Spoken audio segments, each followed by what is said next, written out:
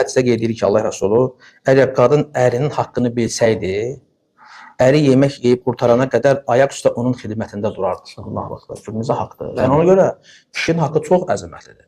Bu gün Allah qorusun bəzi qadınlar və feministlər bu Avropadan, Qərbdən qaynaqlanırlar, maliyyələşirlər. Görürsən, Avropanı pis günə qoyublar, bərbad günə qoyublar Qərbi. Orada kişi-qadın bərabərliyi adıyla kişilərin belə haqları qalmayıb. Elə ancaq qadın haqlarından danışıb, bir də heyvan haqlarından, üçüncü haqda kişilərin haqlarından. Yəni orada bərabərlik belə idi. İndi bunlar nə edirlər? Bunlar sizə ki, bunu müsəlman ölkələrində tətbiq eləsinlər. Yəni şərq ölkələrində bu şeylər yeridiblər. Qadın bərabərliyi, qadın haqları. İnsan vallahi o qədər qadın haqqından danışsam ki, kişilərin haqları qalmayıb. Kişi haqlarından danışan yoxdur. Belə bir qruplaşma da çıxmış ortaya, o feministlər kimi kişilərin haqları müdafiə eləsinlər, yoxdur məsələ. Halbuki subhanallah görsən nə deyir Allah Rəsulu? Haqqın nə olduğunu bilsəydi, ərinin haqqını subhanallah. Yeyib yemək qurtarana qədər ayaq üstə dayanıb onun, yəni baş üstə durub onun xidmətinə dayanardı.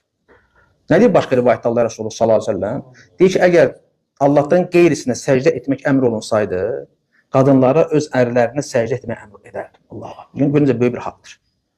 Ona görə qadın qoy hesab eləməsin ki, o bəzi seriallar körüyə bax insanlar, bəzi və ya qərb qadınlarının təbliğatı, yəni sən qadın əri xidmət edəndə sanca alçalmış sayılırsan və ya evə elə bir şey bir nökər kimi gəlmirsən, xeyr, vallahi bu ibadətdir.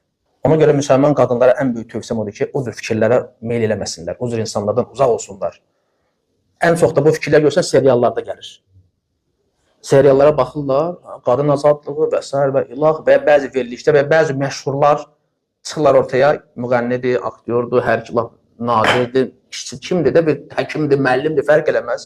Çıxır elə şeylər danışır, qadınların təmiz beynini pozublar, fikirlərini pozublar, özlərini bədbəxt günə qoyublar, bərbad günə qoyublar Qərbi Avropana. İndi də hara girişiblər, şərq ölkələrinə, müsəlman ölkələri, müsəlmanların qadınlarını yoldan azdırmaq üçün.